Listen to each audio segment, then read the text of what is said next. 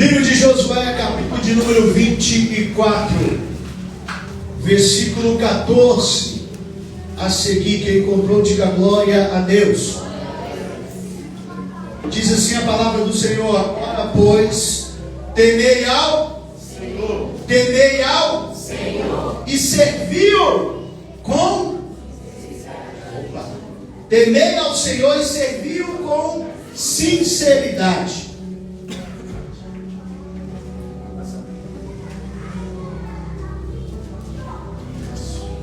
Servir ao Senhor com sinceridade e com verdade.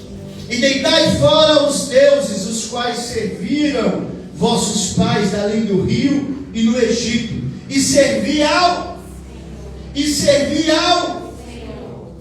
Porém, se vos parece mal aos vossos olhos servir ao Senhor, escolhei hoje a quem sirvais. Se aos deuses a quem serviram os vossos pais que estavam além do rio, ou aos deuses dos amorreus, cuja a terra habitais. Porém, eu e a minha casa serviremos ao Senhor. Porém, eu e a minha casa serviremos ao Senhor. Quem pode levantar a sua mão direita e dizer: eu e a minha casa serviremos ao Senhor. Se é verdade, permaneça com as suas duas mãos levantadas e vamos orar ao Senhor. Senhor, graça te damos, ó Pai, por essa rica oportunidade. A primazia deste culto pertence ao Senhor. Ao Senhor a honra, a glória, o louvor, a adoração que é entoada neste lugar. Mas nós te pedimos, Deus, toma também a primazia das nossas vidas. Arranca de dentro de nós daquilo que tem tomado o teu lugar. Arranca de dentro de nós daquilo que tem nos impedido de te adorar. Senhor, como de costume, mais uma vez eu afirmo: eu não sou e eu não faço, mas eu creio sim, ó Deus, que é e que faz infinitamente mais, além daquilo que pedimos ou pensamos, conforme o seu poder que em nós opera. Pai, em nome de Jesus, eu creio, à luz da tua palavra, como aqui já foi pregado, como aqui já foi mencionado, eu creio, Senhor, que esta noite é noite de renovo e restauração, que esta noite é noite de salvação e libertação. Mediante a tua palavra eu creio, Senhor, e creio que alguém aqui também crê, que esta noite é noite de curas, que esta noite é noite de sinais, que esta noite é noite de maravilhas. Eu creio, Senhor, e creio que a tua igreja também crê, que esta noite é noite de batismo com o Espírito Santo de Deus. E se você crê nessas verdades bíblicas, eu vou te dar 30 segundos para adorar a Ele, 30 segundos para exaltar, glorificar, bem dizer, falar em línguas estranhas, atrai a atmosfera profética nesse lugar. Como pastor, dando glória, dizendo aleluia, falando em línguas estranhas, atrai a atmosfera de milagres nesse lugar. Como pastor, dando glória, dizendo aleluia, exaltando, falando em línguas estranhas. Ei, enquanto você adora, Deus trabalha na tua vida. Enquanto você adora, Deus trabalha na tua família. Abre a boca para adorar. Só quem precisa e crê na intervenção divina.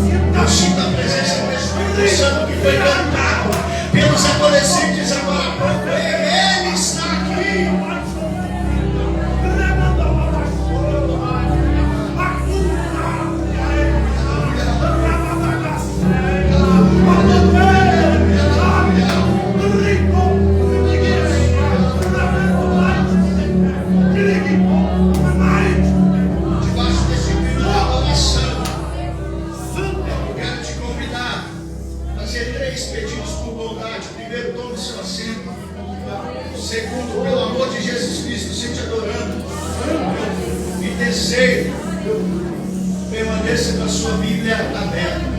Amém?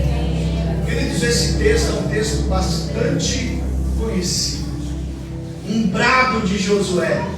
Josué fiel escudeiro de Moisés, aquele que foi incumbido com a árdua missão de substituir Moisés, substituir alguém que tinha legado. Substituir alguém normalmente não é fácil, e substituir alguém que tem legado é tarefa muito mais difícil.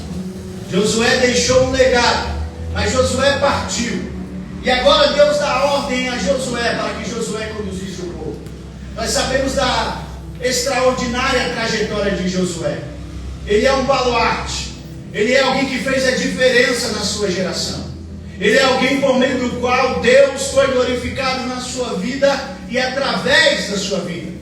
Porém agora, no capítulo 24, Josué está no final da sua vida. Ele está no final da sua caminhada. E ele está com uma preocupação no seu coração, e a preocupação é: como seguirá a geração que está por vir? Qual será o legado que eu terei transmitido a esta geração? Será que depois da minha partida, este povo, esta geração, virará as costas para o Senhor?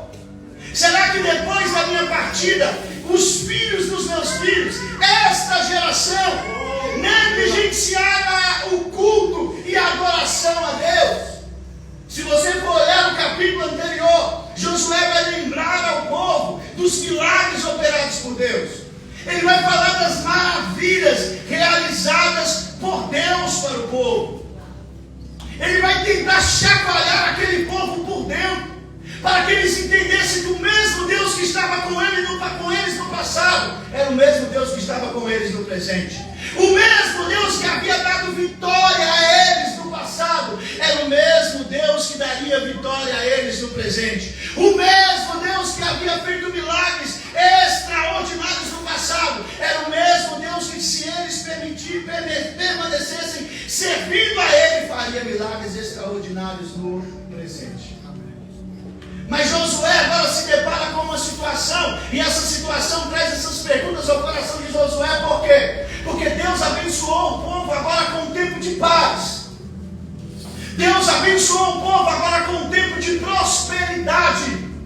Após muitas vitórias, após muitas conquistas, após muitos milagres, agora vem um tempo de paz e prosperidade. E é bem neste tempo que o povo começa a negligenciar a adoração a Deus. É bem nesse tempo que o povo começa a negligenciar o culto a Deus. É bem neste tempo que o povo começa a virar as costas para Deus. Entenda uma coisa: o nosso problema, o problema desse povo, nunca foi antes do milagre. E eu te digo sem medo de errar com a minha curta caminhada: antes do milagre a gente é muito crente. Antes do milagre a gente ora, a gente desce as madrugadas. Antes do milagre a gente vem no ciclo de oração. Antes do milagre a gente jejua. Antes do milagre a gente busca. Mas depois do milagre... E a pergunta nessa noite que eu quero começar a pregar é: quem é você depois do milagre? É comum você encontrar um novo convertido no primeiro amor, e aí você encontra ele no mercado, na padaria, na feira, seja onde for. E aí você fala: Pai do Senhor, meu irmão, como é que estão as coisas? É só vitória. A igreja é uma bênção, pastor. Os irmãos são uma bênção, pastor. O ministério de louvor lá é uma bênção. Os irmãos são uma bênção. É uma maravilha estar na igreja, pastor. Mas por vezes nós encontramos as mesmas pessoas 2, 3 anos depois, 4 anos depois. E aí você encontra ele: e aí, meu irmão, a paz do Senhor, como é que está a igreja, como é que está as coisas? Está tudo na bênção. E aí com a cara agora brucuchu, desanimado, cabisbaixo: está meio assim, a igreja está assim, o pastor é assim, o ministério de louvor é assim, a liderança é assim. E eu sempre digo: irmão, antes do milagre todo mundo era uma bênção, mas agora depois do milagre ninguém mais presta, só você. Quem você se tornou depois do milagre? O milagre muitas das vezes não é que ele nos transforma, nos muda, não. Ele só traz à tona aquilo que já habitava aqui dentro de nós. Ele só traz à tona aquilo que já existia dentro de nós, mas que por muitas das vezes estava camuflado pelo choro, muitas das vezes estava camuflado pela necessidade. Mas aí vem o tempo de paz, de bonança, de vitória, de prosperidade. Aí sim, aquilo que estava lá é revelado. É igual aquela história, o dinheiro muda as pessoas. Não, o dinheiro não muda, só revela o que já estava no coração da pessoa. Aí aqui fala, o dinheiro é a raiz de todos os males. A Bíblia não diz que o dinheiro é a raiz de todos os males. A Bíblia diz que o amor ao dinheiro é a raiz de todos os males. Dinheiro é bênção. Dinheiro nos possibilita um monte de coisas. O dinheiro não é a raiz de todos os males, mas quando você ama ao dinheiro, aí isso se torna a raiz de todos os males. Quando você coloca ele como Senhor da sua vida, aí isso se torna a raiz de todos os males. O povo agora está negligenciando a adoração em meio a um tempo de paz e prosperidade. Josué se posiciona diante da multidão e ele decide, de certa maneira, confrontar aquele povo. E olha o que ele vai dizer no versículo 14: agora, pois, temei ao Senhor. Temei ao Senhor, como está escrito lá em Abacuque capítulo 3, onde ele vai dizer bem assim no primeiro versículo: tenho ouvido, Senhor, as tuas palavras e me sinto alarmado. Ele vai dizer: eu ouvi e temi. Mas ele vai fazer uma oração: aviva, Senhor, a tua obra no meio dos anos. Ele poderia dizer: eu ouvi as tuas palavras e fiquei temeroso, eu temi, e agora estou preocupado com o que vai acontecer. Mas não, ele teme. Por temer ele se coloca na brecha.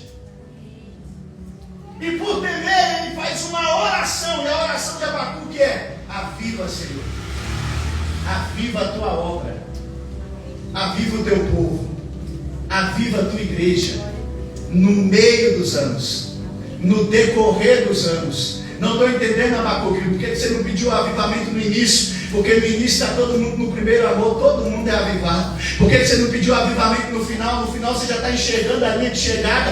É fácil ser avivado, mas a verdade é que nós precisamos de avivamento no decorrer da caminhada, em meio às crises existenciais, em meio às adversidades, às lutas e intempéries, que por vezes tentarão soprar no nosso ouvido que o melhor é parar, que o melhor é jogar a toalha, que o melhor é entregar os pontos. Aí eu olho para Jesus no Getsemane, transpirando sangue de tanta dor, de tanta agonia, e aí ele faz uma oração dizendo: Pai, tudo lhe é possível, se quiseres, passa de mim esse cálice, porém, contudo, todavia, não seja como eu quero, mas seja feita a tua vontade. Jesus vai nos ensinar que em meio à dor, a vontade de existir, em meio às intempéries, as crises e adversidades que querem nos convencer, parar, o melhor sempre será fazer a vontade do Pai. O melhor sempre será permanecer fazendo a vontade do Pai. Então ele vai dizer no versículo 14, botei vocês aqui, Paulo, bênção de Deus, Josué 24, versículo 14 e 5, nós estamos pregando. Aí ele vai dizer: agora, pois, temei ao Senhor e servi-o com o quê? Sinceridade. Irmãos, isso aqui é muito sério. Jesus bateu nessa tecla diversas vezes. Josué vai dizer: serviu com sinceridade. O que significa sinceridade? Sem máscara, sem cera. A gente vive a geração, né, como é que fala? Sem filtro, sem make, né? Tudo é com filtro, tudo é com make, tudo é com uma máscara, né? Tudo é... às vezes eu vou bater, eu quero fazer um vídeo com a minha esposa, tem que esperar meia hora, porque senão ela não vai do jeito que está, tem que fazer uma produção. Não vou aparecer no vídeo desse jeito. Calma, eu tenho que arrumar o cabelo, eu tenho que não sei o quê. Também tenho que arrumar o cabelo. Pronto, está arrumado. E a gente vive uma geração, Rodrigo, que até busca servir, mas busca servir baseada em uma performance e não em uma essência. A performance é o que você mostra para as pessoas, mas a essência é aquilo que está aí dentro, que só você e Deus conhece. É a motivação que impulsiona o teu coração a servir. E nós sabemos que Deus, antes de julgar toda e qualquer atitude, Deus sempre julgará a motivação. A Bíblia vai dizer que Deus rejeitou Caim e a sua oferta. E a gente ouve pregadores inventando, dizendo que Deus rejeitou Caim porque ele ofereceu o fruto da terra, o cereal da terra. Não! Balela, vamos para aquilo que está escrito na Bíblia. A Bíblia diz: Deus rejeitou Caim, vírgula, e a sua oferta. Mas a Bíblia não existia, foi colocada depois pelos maçonetas. Então esquece a Bíblia, vamos para o texto literal. A Bíblia vai dizer: Deus rejeitou Caim e a sua oferta. Pergunta: quem Deus rejeitou primeiro, Caim ou a oferta? Caim. Antes de Deus rejeitar a oferta de Caim, Deus rejeitou o coração de Caim. Deus havia dito minutos antes ou horas antes para Caim: Caim, eis que o pecado está à porta e bate. Está à porta do teu coração e bate, mas cabe a você dominá-lo. Deus sabia que o coração dele estava cheio de ódio, de dissensão, rancor, disputa com o próprio irmão. E Deus ainda o orienta, o alerta, mas ainda assim ele vai lá e oferta, sem controlar aquilo que estava acontecendo aqui dentro. Então ele é rejeitado e a sua oferta consequentemente é rejeitada. Uma vez que Deus rejeitar o nosso coração, podemos ofertar qualquer coisa diante dele. Uma vez que sejamos reprovados por ele, a nossa oferta não terá validade. E como eu disse agora há pouco, a maior oferta, ou a oferta mais especial que nós podemos ofertar a Deus, não é uma oferta de R$1.000 colocada no altar, não é a chave de um carro, de uma moto, não é um voto de tantos valores, igual muitos pregam por aí, não. A oferta mais preciosa que precisamos ofertar, que poderemos ofertar a Deus, somos nós mesmos, como sacrifício vivo, santo e agradável a Deus. É o que Paulo vai dizer: rogo-vos, pois, irmãos, pelas misericórdias de Deus, que ofereçais os vossos corpos como sacrifício vivo, santo e agradável a Deus. Quando eu compreendo que a melhor oferta sou eu, que o melhor sacrifício sou eu, tudo muda. A forma que eu me relaciono com Deus muda. A forma que eu sirvo a Deus muda. Porque eu entendo que agora diariamente eu tenho que me oferecer, eu tenho que me ofertar. E não é de qualquer jeito, é com sinceridade. Não é de qualquer jeito, tem que ser um sacrifício vivo. Quem está vivo dá glória a Deus. Passou todo mundo na primeira fase. O sacrifício tem que ser vivo. Está todo mundo vivo. Se tem algum morto aí, glorifique e ressuscite em nome de Jesus. Está todo mundo vivo. Mas só que não basta ser um sacrifício vivo. Ele vai dizer sacrifício vivo e sacrifício santo. E santo tanto no Antigo Testamento quanto no Novo está conectado ao que? Separação. Santificação vem do termo hebraico que significa colocar-se à parte daquilo que é uso comum e ordinário para uso exclusivo de Deus. Se santificar é se separar diariamente, é se colocar à parte daquilo que é uso comum e ordinário para uso exclusivo de Deus. Ah, mas todo mundo faz, eu não faço. Por quê? Porque eu sou santo. Ah, mas não pode, para mim não pode. Por quê? Porque eu decidi ser santo. Lá isso é normal, para mim não é normal. Por quê? Porque eu sou santo. Houve um período da minha vida quando Deus decidiu fazer uma transformação extraordinária na minha vida. E eu me lembro desse período que costumeiramente eu recebia inúmeras ligações por dia. Muitas pessoas me visitavam, muitos amigos me procuravam, e de repente, Marlon, o meu celular parou de tocar, as visitas já não vinham mais, e eu comecei a entrar em crise, em parafuso com tudo isso. E aí eu dobrei o meu joelho no quarto e fui orar a Deus: o que é que eu estou fazendo de errado? Me mostra onde é que está o pecado, me mostra onde é que eu preciso me corrigir. As pessoas estão me evitando, as pessoas estão se afastando de mim. Aonde eu estou errando? E Deus bradou no meu quarto dizendo: não são eles que estão te evitando, sou eu que estou te separando, sou eu que estou te separando. Ei, não estou entendendo. Quando Deus tem uma obra na tua vida, entenda, quando Deus tem um propósito na tua vida, duas coisas irão acontecer. Primeiro, Deus vai te desconectar de pessoas. Por quê? Porque essas pessoas não cabem no propósito de Deus para a tua vida. Ei, Deus vai te desconectar de ambientes. Por quê? Porque esses ambientes não cabem no propósito de Deus para a tua vida. Mas existe uma segunda coisa que Deus irá fazer quando Ele estabelecer um propósito na tua vida. O que, pastor? Ele vai te conectar a pessoas que caberão no propósito de Deus na tua vida. Ele vai te conectar a ambientes que caberão no propósito de Deus na tua vida. O que eu faço? Permita Deus te separar. O sacrifício tem que ser vivo, santo. E aí qual é a terceira característica do sacrifício? Agradável. Olha aqui para mim. Isso aqui é extraordinário, é coisa de doido. Só vai crer quem é doido igual eu. Ah, mas eu amo adorar a Deus, amém. Mas a Bíblia no Antigo Testamento vai dizer, Yasmin, que a adoração subia como um cheiro suave. O sacrifício era oferecido, o incenso era queimado e subia como cheiro. Então olha aqui para mim. Deus não recebe adoração com os ouvidos. Deus recebe com as suas. Está desafinado cantando, mas está cantando com a motivação correta, está com a vida no altar, é santa, é separada.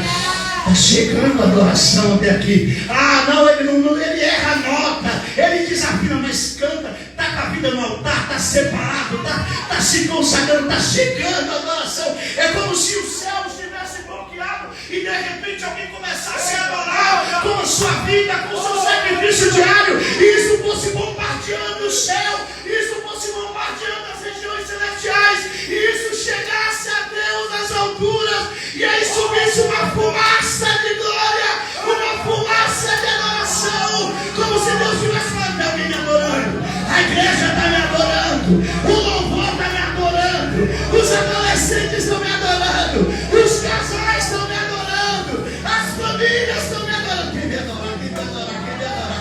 Está subindo adoração a Deus aqui, está subindo adoração a Deus aqui.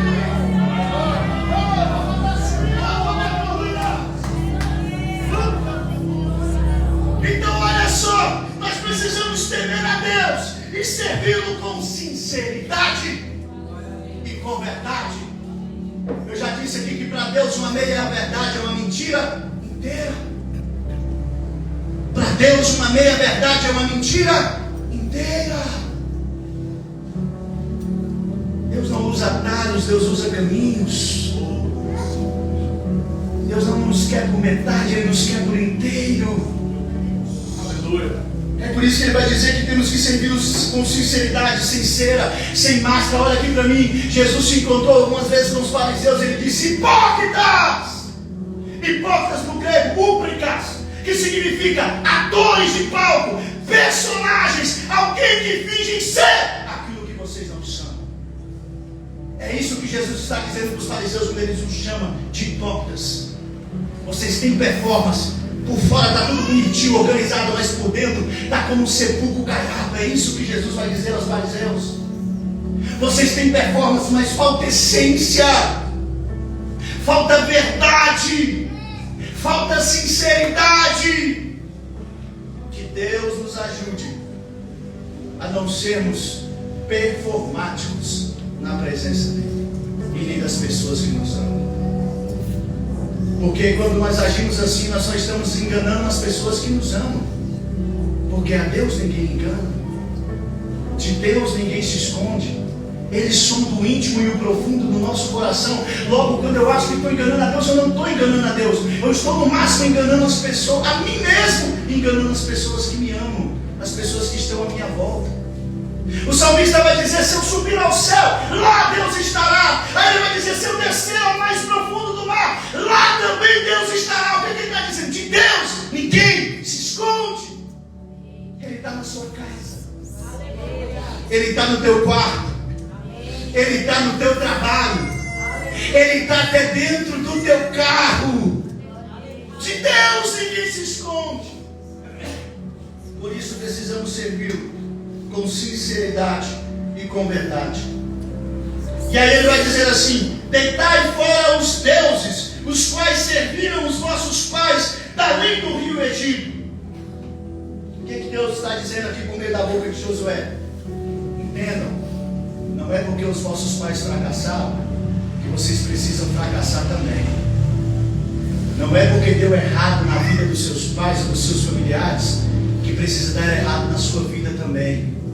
Você pode e deve fazer diferente.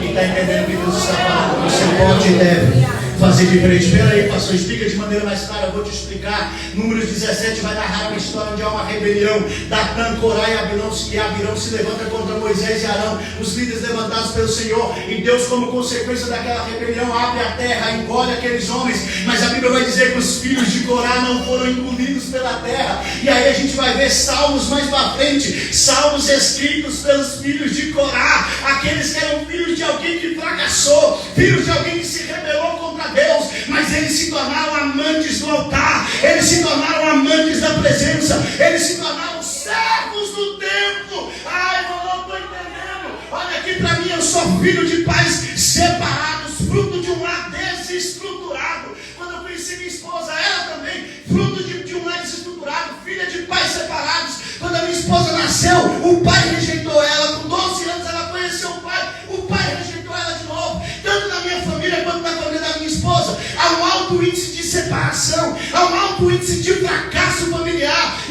cresceu ouvindo assim: vai ser igual o pai, vai ser o João Ninguém, vai ser o Zé Coisa Nenhuma. Ela cresceu ouvindo assim: vai ser igual a mãe, vai ser mãe solteira, não vai ter um marido, não vai ter uma família. Mas quando Jesus entrou nas nossas vidas, Ele nos mostrou por meio da sua palavra que não é porque os nossos pais fracassaram que nós iremos fracassar também. Na minha vida vai ser diferente, na minha casa vai ser diferente, porque eu e a minha casa serviremos ao Senhor. Quem está convicto dessa palavra? Quem está convicto dessa palavra?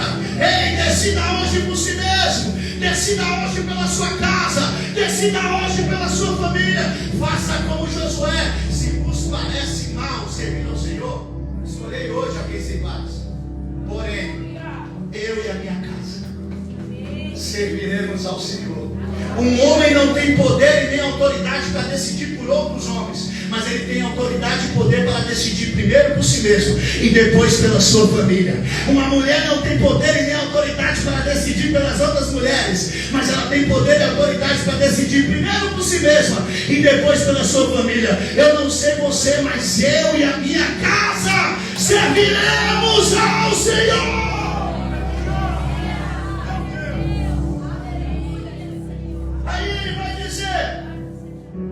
Versículo 15: porém, se vos parece mal servir ao Senhor, se vos parece mal aos vossos olhos servir ao Senhor, escolhei hoje a quem se faz.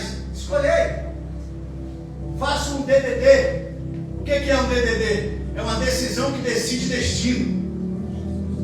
Escolhei hoje a quem se faz. Deus é tão bom, tão bom, tão bom, que nos permite tomar a decisão que quisermos. E se as decisões são sementes, Deus é tão bom, Gustavo, que nos permite semear a semente que quisermos. Mas ao mesmo tempo que Deus é tão bom, a ponto de nos permitir semearmos a semente que quisermos, Deus também é tão justo, mas tão justo, que só nos permite colher o fruto das sementes que nós semeamos.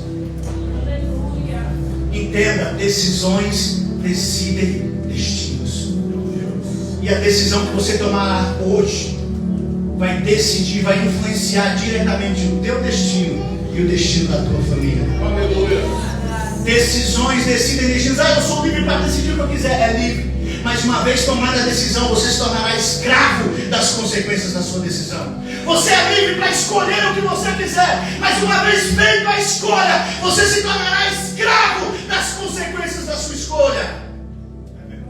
A lei da semeadura ela é implacável. No campo físico natural, quem tem quintal na sua casa? Levanta a mão. Aí você pega lá o cantinho do quintal, um pedacinho de terra, planta lá uns milho, e aí depois de um tempo nasce, lá na chácara do Rodrigo lá, nasce milharal.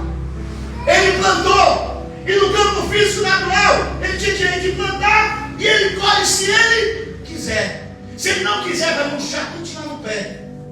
Vai se perder, vai secar. Ele plantou, mas no campo físico natural ele planta e colhe se quiser. Mas no campo espiritual, a colheita é obrigatória. Se no campo físico eu planto e só colho se quiser, no campo espiritual a colheita é obrigatória. É por isso que Gálatas 6,7 está escrito: de Deus não se zomba.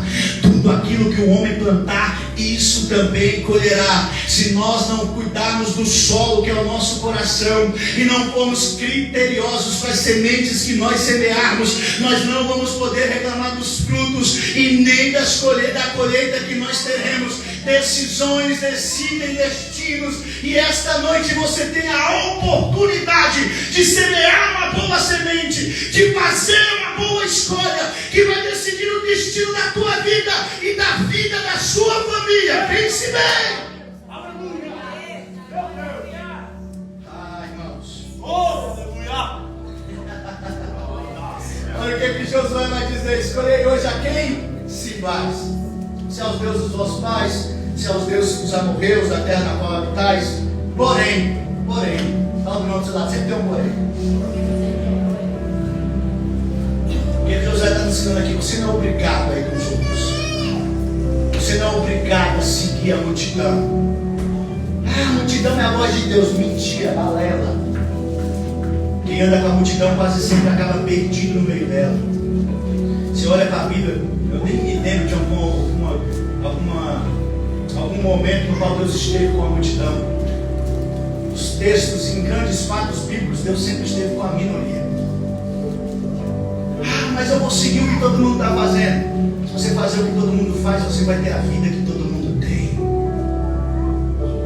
E qual é a vida que todo mundo tem?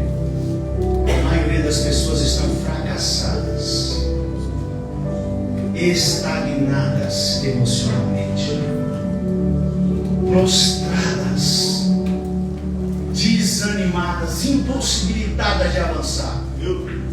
Mas aconteceu assim. Não aconteceu assim. É fruto das escolhas, é fruto das sementes. Mas o diabo entrou na minha casa, está se andando na minha casa. Nem tudo é o diabo. Tem coisa que é colheita. É mais ou menos assim. Eu lido com isso constantemente. Hoje mesmo um rapaz de São Paulo entrou em contato comigo. Minha esposa saiu da minha casa, me ajuda a trazer ela de volta. O que eu posso fazer para ela voltar para minha casa? Eu falei, calma. Fórmula mágica. É o guru dos casais. Peraí, tá, fala aí se ela vai voltar. Foi um processo para ela sair da sua casa. Agora você vai ter que fazer um processo, submeter um processo para reconquistar ela e trazer ela de volta. A crise não se instalou da noite para o dia. Ela já vinha dando sinais. Mas você ignorou os gritos de socorro do seu cônjuge. E isso aplicado à nossa família acontece constantemente. Os filhos dão sinais, a esposa dá sinal, o esposo dá sinal. Mas muitas das vezes nós estamos tão ocupados que não ouvimos os gritos de socorro da nossa família. E aí, quer separar, vamos para outro que acontece. Não, para outro. É igual o pecado. Ninguém cai no pecado assim. Caí, pequei. O pecado é um buraco viciado. Você pensa em pecar, aí desce um degrau. Você alimenta aquele pensamento, desce outro degrau. Aí você pensa como vai fazer, desce outro degrau. Aí você marca para ir pecar, desce outro degrau. Aí o pecado acontece, fato consumado. Aí quando você olha, você está calando até aqui. E agora, como é que eu vou sair? Vai ter que fazer o processo de volta, subir do degrau para degrau. Olha aqui para mim, irmãos, eu sei. O que enche igreja é resposta rápida. O que enche igreja é mandinga, é oração que vai acontecer. Mas olha aqui para mim, Deus trabalha com processos. E quem não suporta o processo dificilmente irá viver o propósito. Pastor, isso aí não vai dar jeito, eu não estou preocupado. Isso aí não atrai, eu não estou preocupado. Eu já disse aqui, sucesso para mim é ser bem sucedido naquilo que o Senhor estabeleceu para a minha vida.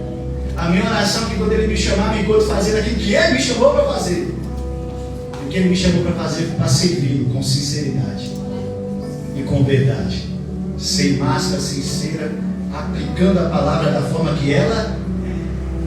Aí Josué vai mandar, olha só o corte tramontina de Josué agora. Se vos parece mal, escolhe aí, pode escolher.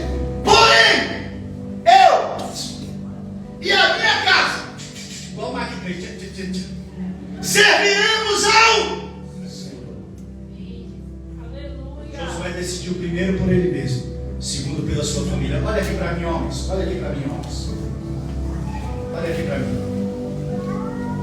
Josué poderia ter dito bem assim, eu adorarei ao Senhor. Mas ele não disse eu adorarei ao Senhor. Ele poderia ter dito assim, eu obedecerei ao Senhor. Ainda que adorar e obedecer faz parte do pacote. Mas ele vai dizer assim, eu e a minha casa serviremos ao Senhor. Ele poderia ter dito assim, homens, eu servirei ao Senhor, amém. Mas ele entendeu que o propósito de Deus multigeracional não é apenas para ele, é para a família. Ele entendeu que ainda que a salvação seja individual, o propósito de Deus é para a família. Deus vai dizer lá para Abraão, capítulo Gênesis 18, versículo 19, eu vou ler, porque senão vai parecer que é conto da carochinha, e aí tem coisa que a gente tem que ler, tem que mostrar. Olha o que está escrito em Gênesis capítulo 18, versículo 19. Olha o que Deus vai dizer, porque eu tenho conhecido que ele há de ordenar a seus filhos e a casa depois dele, para que guardem o caminho do Senhor, para agirem com justiça e juízo, para que o Senhor faça vir sobre Abraão acerca dele tudo aquilo que ele tem falado. O O que Deus está revelando aqui? Deus está revelando o motivo pelo qual Deus escolheu Abraão. Para que Deus escolheu Abraão? Para um propósito multigeracional. E qual é o propósito? Abraão, em ti será bendito todos os homens? Não. Abraão, em ti será bendita todas as mulheres? Não. Abraão, em ti será bendita todas as famílias. É um propósito multigeracional. É por isso que ele está falando, Abraão, senta à mesa, abre os mandamentos, inculca ele na mente dos teus filhos, inculca ele na mente dos filhos dos teus filhos. O que é isso? É um propósito multigeracional, que vai passando de geração em geração. É a construção de um legado que é transmitido. Agora olha aqui para mim. Lamentavelmente, muitos pais, muitos familiares têm tido uma preocupação apenas em deixar a herança, mas não têm tido a preocupação de deixar a legado. Herança é o que você deixa para alguém, legado é o que você deixa em alguém. Herança é os bens que você deixa para alguém, legado é o que você transmite a alguém. E aí, como resultado, nós temos visto uma geração abastada. Irmãos, na minha época, brinquedo era biloca. Tinha que sujar a mão para soltar, quando ele fala soltar pipa. Brincadinho finca, sujando os dedos na terra o dia todo, tentando acertar o rabo do peixe. Não tinha videogame da última geração, celular da última geração. Não tinha todos esses aparatos que tem hoje. E hoje tem tantos aparatos para roubar o nosso tempo, para minar o nosso tempo com os nossos filhos. E como consequência, os nossos filhos se sentem só dentro dos nossos próprios lares. Se sentem vazios, carentes de amor, de afeto, de atenção, dentro dos nossos próprios lares. Ah, mas está todo mundo sentado no sofá, mas está todo mundo, cada um com o seu celular. Não há diálogo, não há conversa, não há abraço, não há afeto, não há carinho, não há transmissão de legado, valores. E aí, quando o pai surta, o adolescente já está querendo se matar.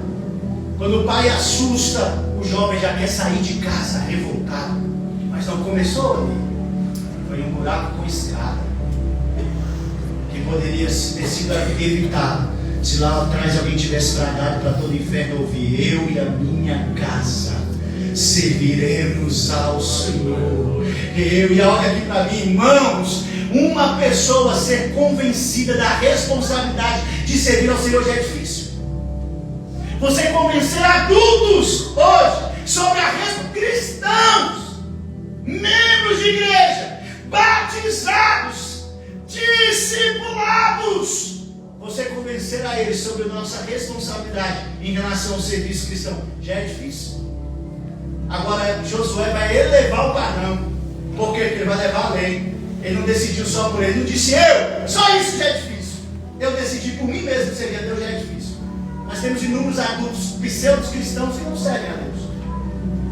Agora decidir por si mesmo já é difícil. Mas ele leva o patamar a lei.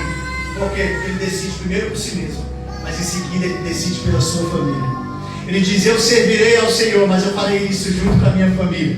Eu adorarei ao Senhor, mas eu farei isso junto com a minha família.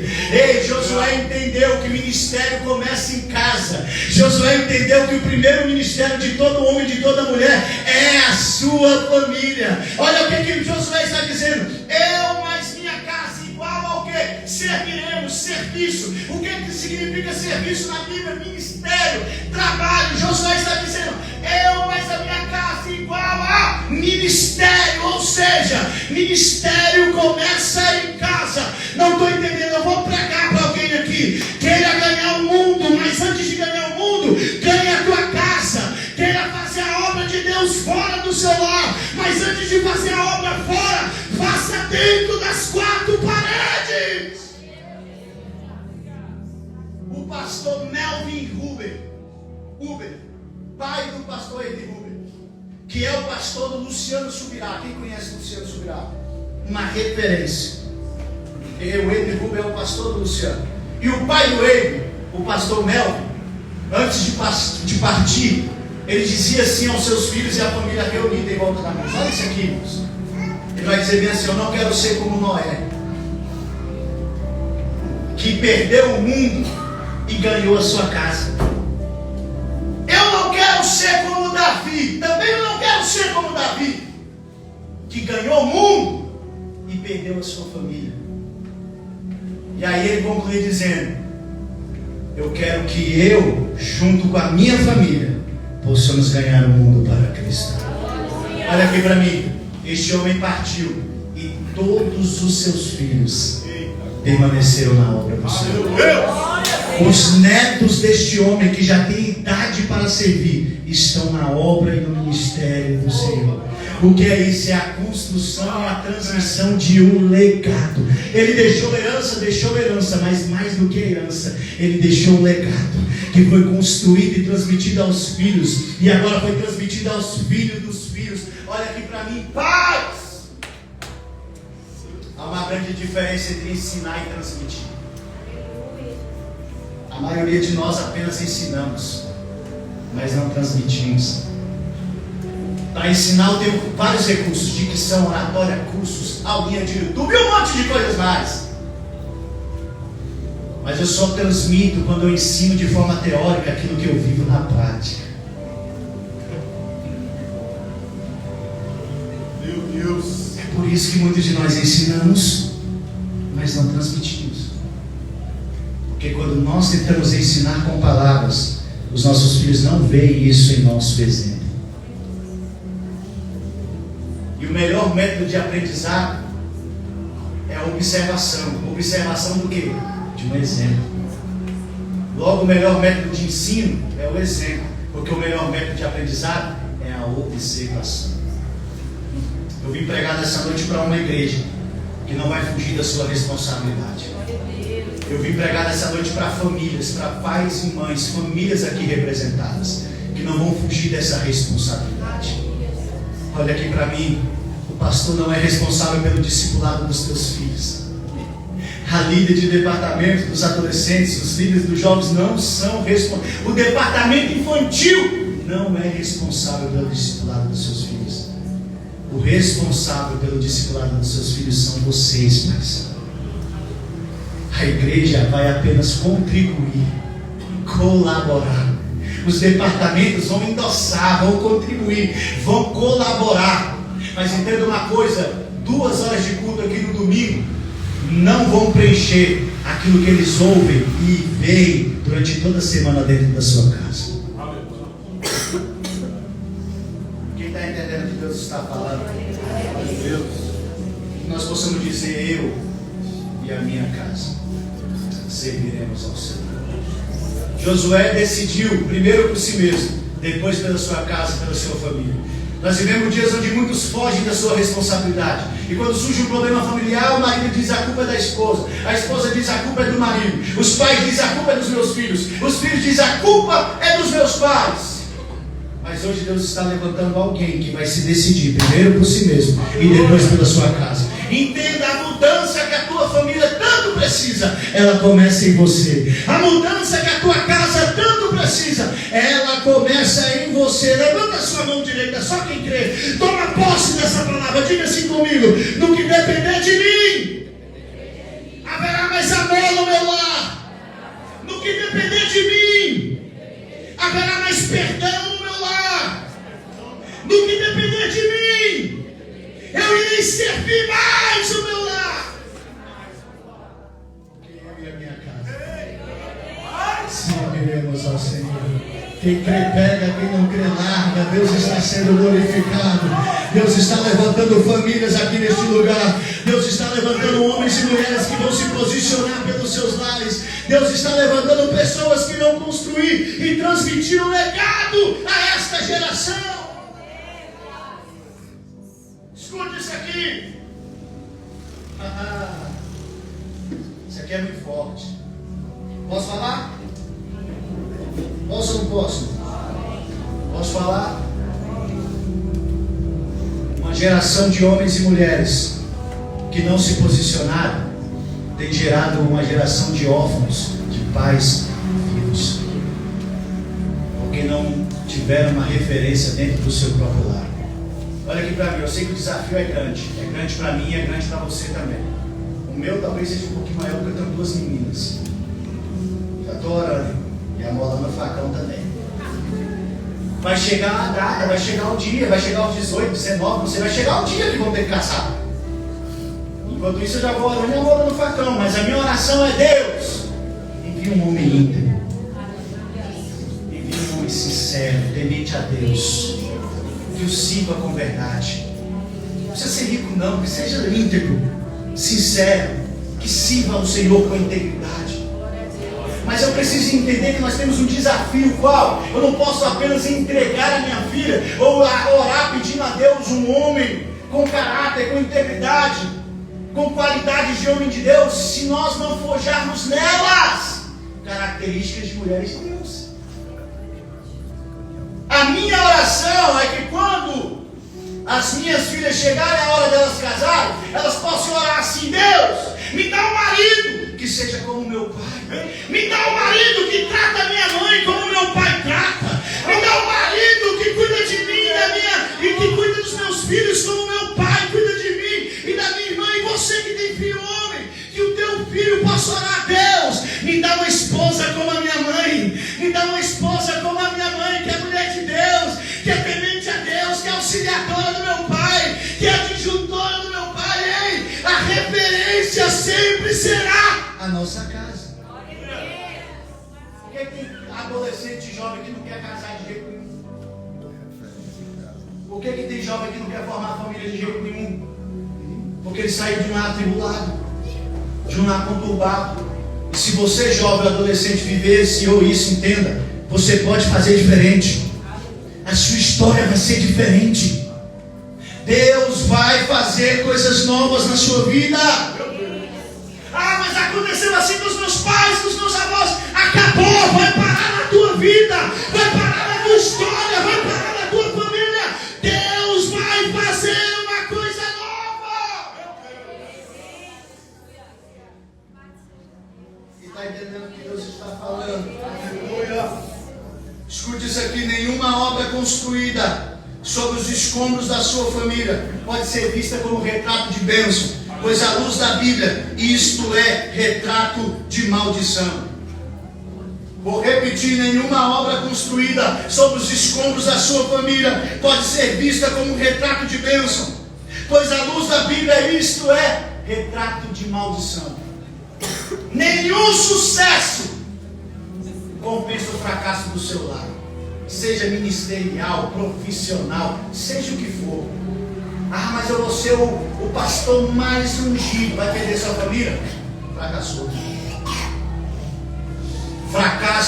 Sucesso que curte o fracasso da sua família não é sucesso, é fracasso. Chegar ao topo com a sua família no fundo do poço não é topo, é fundo do poço. O ministério começa em casa. E a família sempre será o nosso primeiro ministério.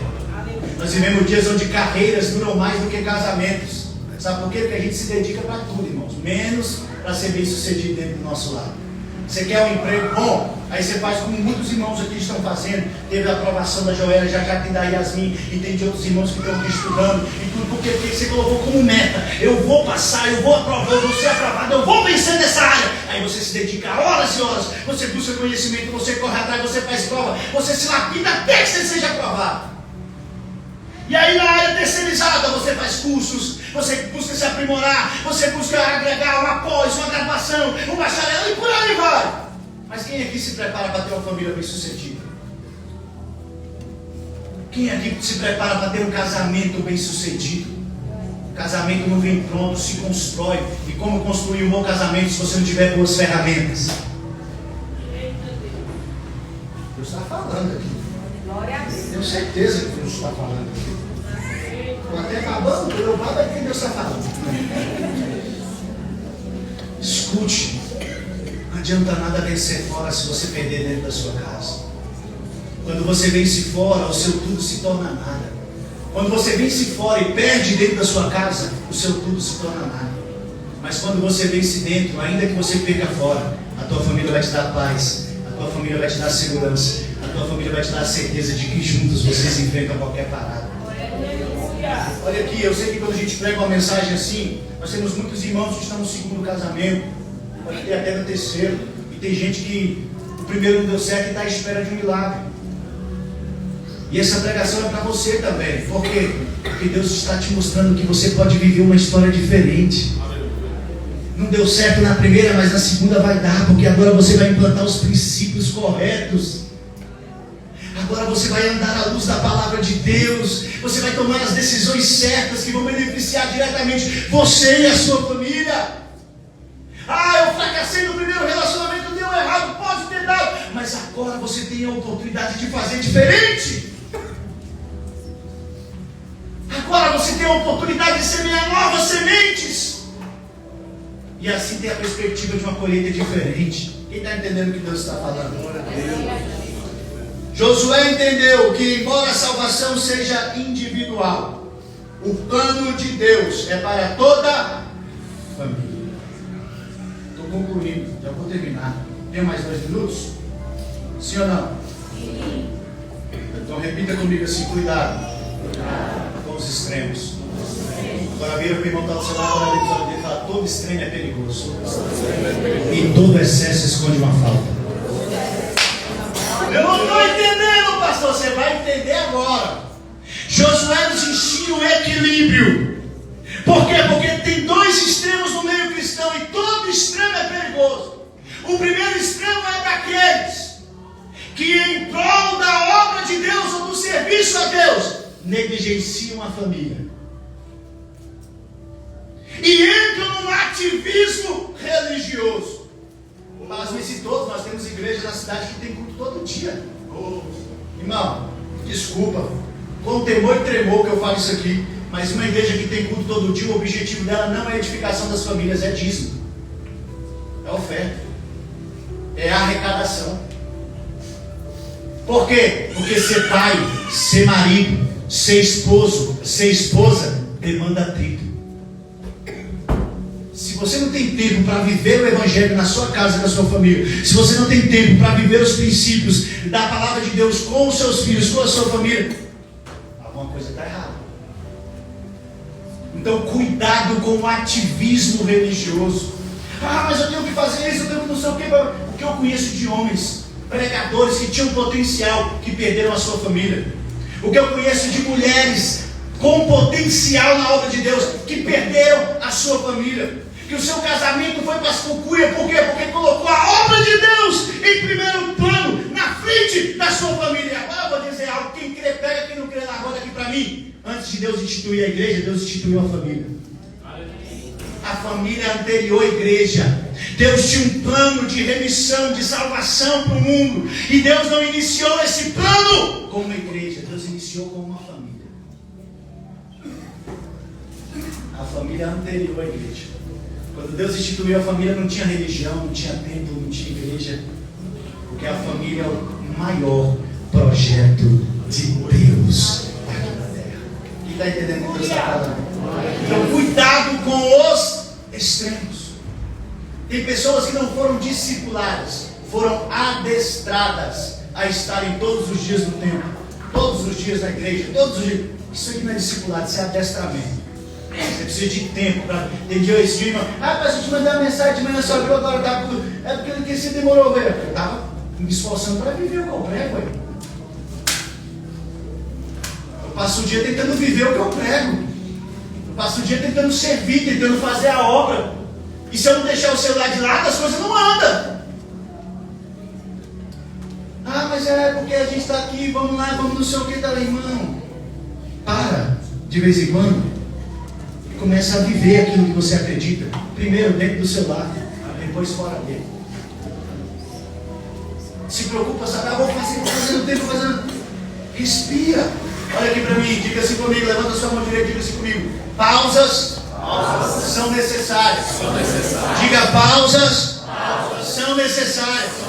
Irmãos, em meio a uma geração tão acelerada, felizes são aqueles que ainda conseguem parar. Parar para ouvir, parar para servir, parar para amar, parar para ter um tempo em família, parar para cuidar de si mesmo, fazer um exercício, uma atividade física. Eu postei esse dia, os irmãos estavam rindo de mim. Pastor, 11 horas da noite você estava na academia. Ué, é a hora que deu. Eu vim para a escola bíblica, porque foi uma bênção. Sexta-feira, diga-se de passagem, foi uma bênção. Saí daqui 9h30, foi uma bênção de casa. Saí daqui 9h30, resolvi um negocinho, então 10 horas eu fui para a academia, fechei a 11. Era a hora que tinha. Mas eu tenho que ter um tempo para me cuidar. Eu tenho que ter um tempo que eu desligo o celular e vou fazer algo da minha família. Eu tenho que ter um tempo que eu desligo o celular e vou lá visitar meus avós. Que eu vou atender alguém, que eu vou orar por alguém ou com alguém. A vida necessita de pausas. E se você não gerenciar a sua agenda, alguém vai gerenciar por você. Então olha assim para mim. Não tenha vergonha de parar para cuidar de si mesmo. Não tenha vergonha de parar para cuidar da sua família. Não tenha vergonha de parar, sabe? Parar para ouvir, apreciar. Tem dia que eu quero ir para o meio do mar, Deus. Tem dia que eu quero ir para o meio do mar. Eu só gosto de ir quando tem água corrente. Aquele barulho das águas correndo, aquilo. Eu fui no consultório do irmão Tiago, ele ligou uma fontezinha lá com o negócio. Eu falei, eu vou dormir aqui. Eu tenho que ouvir. Tem dias que eu quero ir para o meio do mar, eu preciso ir para o meio do mar. Eu vou para o meio do mar. E fico ali, eu vou lá, água correndo, nem tomo banho. Mas eu precisava estar ali. Precisava respirar, olhar aquele ambiente, sabe, ver que os céus proclamam a glória de Deus, ver que a natureza proclama a glória de Deus, sabe, apreciar, ver Deus nos detalhes. Eu precisava estar ali. Escute, a vida necessita de pausas. Não se perca em meio ao ativismo religioso. E qual é o outro extremo? O outro extremo é aquele que, em prol da família, sempre alega que não tem tempo para se dedicar à obra de Deus. Então são dois extremos. E todo o extremo é perigoso. E todo excesso esconde uma falta. Eu digo, não, eu vou servir a Deus, não tenho tempo para a família. É um extremo, está correndo perigo, isso é errado. Mas eu vou todo dia com a minha família servindo a minha família. Não tenho tempo para a obra de Deus. É outro extremo, também é errado. Todo extremo é perigoso. E todo excesso esconde uma falta. O que Josué está nos ensinando é o que o pastor Melvin Rubem ensinou para os seus filhos. Nós temos que ter o que? Compromisso com a obra de Deus. Tempo para servir ao Senhor. Mas também temos que ter compromisso com a nossa família. E tempo com a nossa família. É o equilíbrio. Amém? É o equilíbrio. Que nessa noite você possa tomar a decisão que vai mudar não apenas a sua história, mas a história também da sua família. Qual, pastor?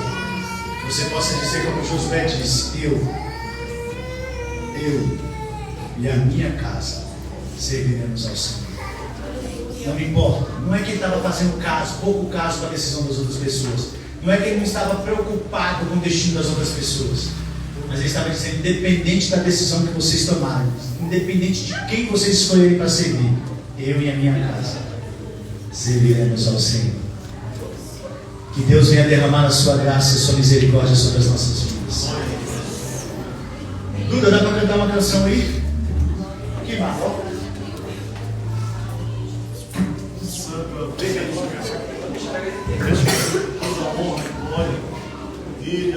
Eu quero orar com você e por você. Eu quero convidar a igreja para se colocar de pé.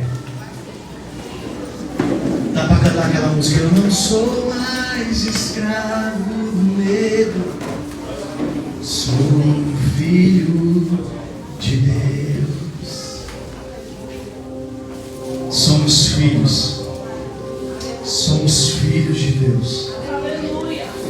E o nosso Pai nos deixou um projeto multigeracional chamado família. E ainda que nós venhamos buscar títulos, posições, dons, talentos e muitas outras coisas mais, entenda que a sua família sempre será o bem mais precioso que você tem. Essa esposa que Deus te deu, esse esposo que Deus te deu, os filhos que Deus te deu, a família que Deus te deu, é o bem mais precioso que você tem. E o melhor lugar para se estar sempre será aos pés de Jesus.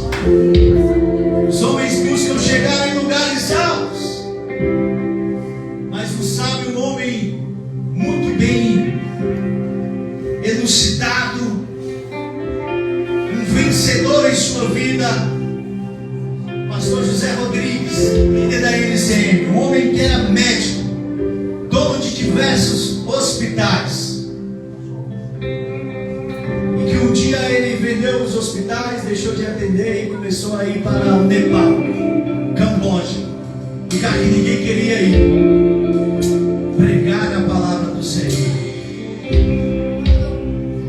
E um dia eu ouvi ele dizer bem assim, lá em Trindade, Goiás, na base da NCM, e ele dizendo bem assim: os homens buscam lugares altos, e eu cheguei aos lugares que eu achava que era alto, mas quando eu cheguei lá, Deus me mostrou que o lugar mais alto que eu poderia estar era aos pés de Jesus. Que nós possamos vencer, alcançar cargos, posições, que nós iremos vencer fora, mas sem perder dentro da nossa casa. Que nós possamos gritar para todo mundo ouvir: eu e a minha casa serviremos ao Senhor. Eu queria te convidar a orar agora, a curvar a sua fronte, colocar as suas mãos sobre o teu coração. Se você está com a sua família aí, abrace a sua família. Se você está com o seu cônjuge aí, abrace o seu cônjuge. Você está com os seus filhos, abrace os seus filhos. Ei, a maior riqueza Deus já te deu, está aí do teu lado. Deus te deu a possibilidade de transmitir um legado multigeracional por meio dos teus filhos, por meio das tuas filhas, por meio da tua família. Ore pela tua família agora. Agradeça a Deus pela família que Ele te deu. Agradeça a Deus pela esposa. Agradeça a Deus pelo marido. Agradeça a Deus pelas filhas. Agradeça a Deus, filhos, pelos vossos pais.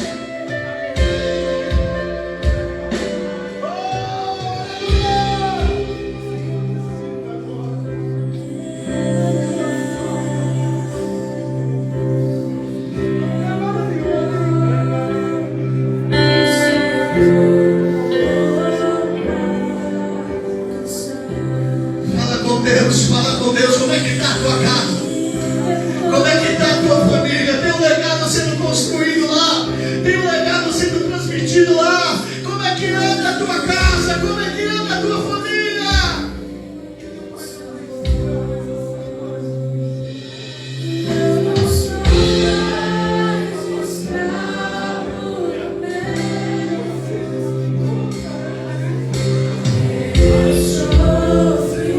Como foi cantado pelos nossos adolescentes nesta noite, Deus está levantando uma geração diferente aqui. Deus está levantando uma geração de filhos que darão continuidade ao propósito multigeracional. Deus está levantando uma geração de filhos e filhas que irão transmitir o legado à próxima geração. Ore pela sua família, ore. Eu ministro cura sobre a tua família. Eu ministro cura sobre o teu casamento. Eu ministro cura no coração dos teus filhos. Eu ministro cura no coração dos pais. Tudo aquilo que não provém de Deus cai por terra agora. Toda astuta cilada do inimigo, todo o plano de Satanás para destruir a tua família está sendo aniquilado agora. A tua família é bênção. A tua família é projeto de Deus. Deus já estabeleceu promessas para a tua família.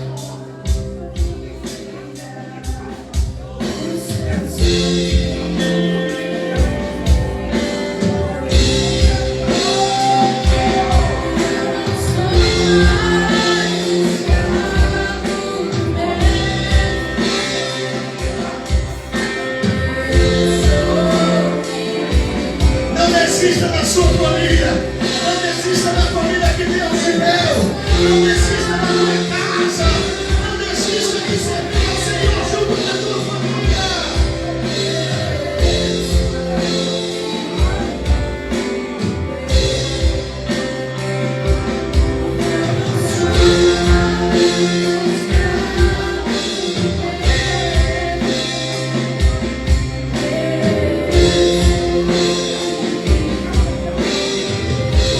Oh!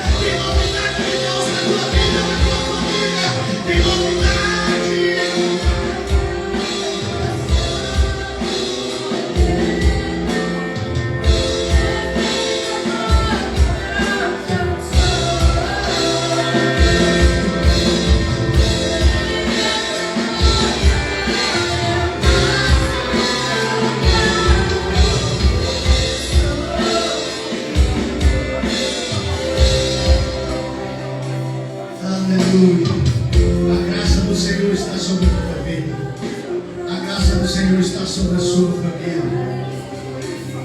E não desista do projeto de Deus para a sua vida. Não desista do projeto de Deus para a sua família. Não desista do projeto multigeracional. Um projeto chamado família.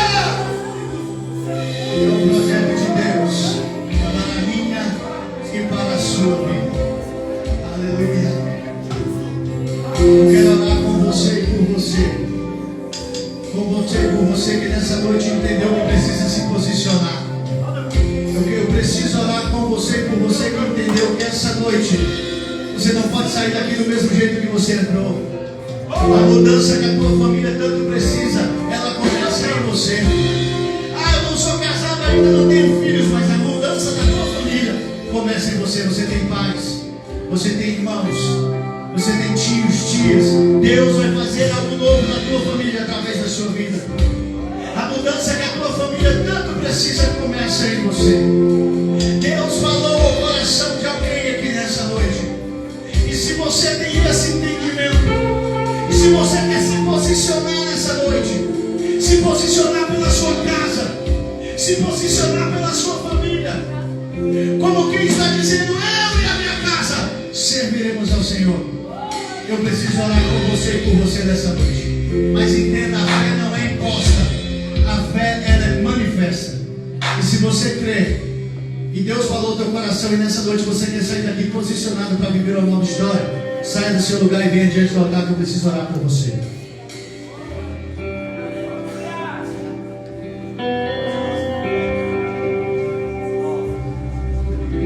Aleluia, aleluia. Alguém mais quer se posicionar pela sua casa?